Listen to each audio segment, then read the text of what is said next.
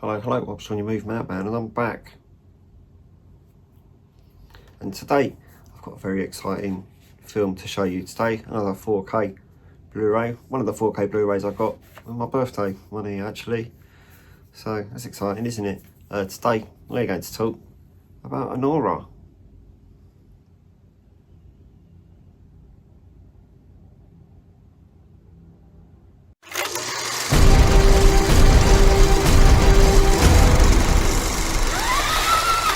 So here is Anora for you, a nice bit of 4K porn, which it basically is. It's just a porn film with a story.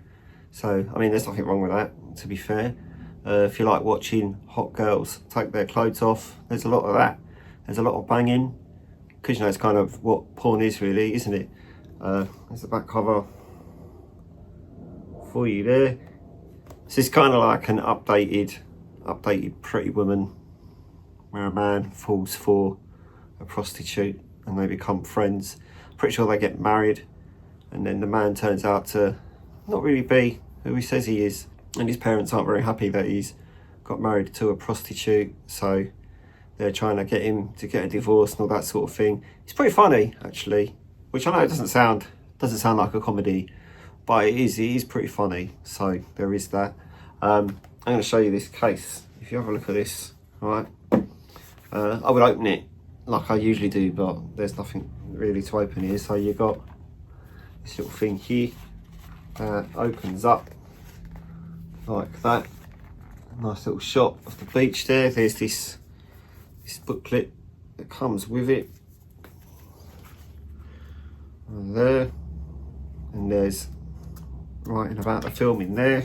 You've got a 4K disc there. And you got 2 Blu-rays there, and then on the inside here you got a nice shot of the inside of the nightclub. Quite surprised there wasn't a naked woman in the middle there, but shame really, isn't it? So I didn't really take any plastic off of this because there wasn't any plastic on it when I bought it. I got this from HMV, so it was on display, so they take the plastic off already, which is a bit rude, to be fair. I think that means it's second hand and they should take money off, but that's not really up to me. But I have watched this. I watched this in the cinema with Harry, and I watched it again in 4K at home. I was able to look at the Blu-ray in here and look at the 4K in here and compare the two of them. So as it's quite a brand new release, I'm not really sure why you would buy the Blu-ray just to have a look at it to then decide to get it in 4K. You'd probably just get it in 4K, wouldn't you, if you wanted it in higher quality. So in a way it's a little bit pointless me just saying, well, you know, it looks better than the Blu-ray, but it does. So if you were a little bit silly and went and bought the Blu-ray and then thought, oh, I should have got that in 4K, then you'd probably do that. Maybe take the Blu-ray back and be like, can I get this refunded because I was a little bit silly and meant to get it in 4K, and they'll be like, no, you can't because you've opened it and watched it now. But you know, some chains might be nice, depends really, doesn't it? Just don't buy it from Tesco's, you should be okay. So this film won loads of Oscars. I don't know if you were aware of that.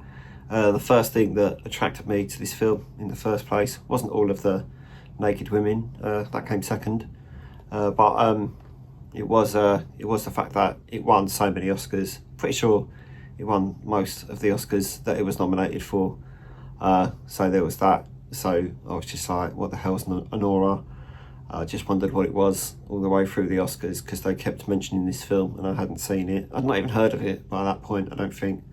So then it came back to the cinema on like some special Oscar showing thing, and I watched it then, and it was good. It was pretty funny. I wasn't expecting it to be as funny as it was, but it was quite funny. Anyway, it was a good film. It was pretty long, but you know, you don't really notice the runtime. There are parts of it where you're laughing and you're like, I'm not really sure I'm supposed to be laughing at this, but you know, that's kind of the idea of a dark comedy, really, isn't it? Which is pretty much what it is. It's dark comedy, bit of drama, a lot of strong acting in there, a lot of strong swearing in there. It's got a very, very, very high count of fucks. So if you like hearing the word fuck quite a lot, then you should definitely watch this because they say fuck quite a lot in this film. Over 300 times, I think, something like that. It was a lot. I can't remember what the actual I can't remember what the actual number was, but look it up and it will tell you, it's on IMDb, it will tell you, or if you look on films with the most uses of fuck on Wikipedia, it's definitely on that list, right close to the top, because it does have, anyway, no one really cares about strong language, do they? No.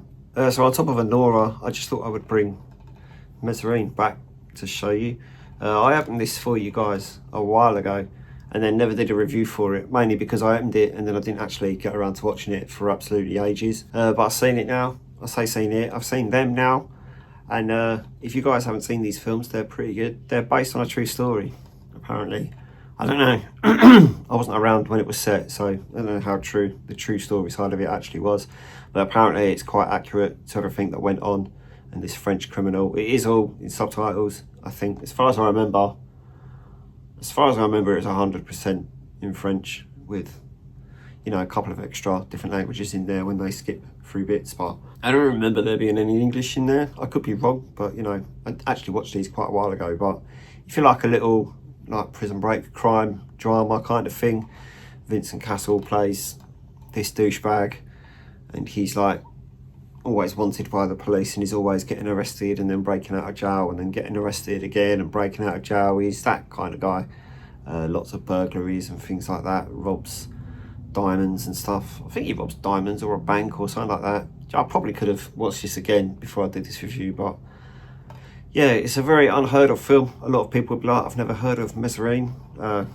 Killer Instinct and Public Enemy #1, they both are.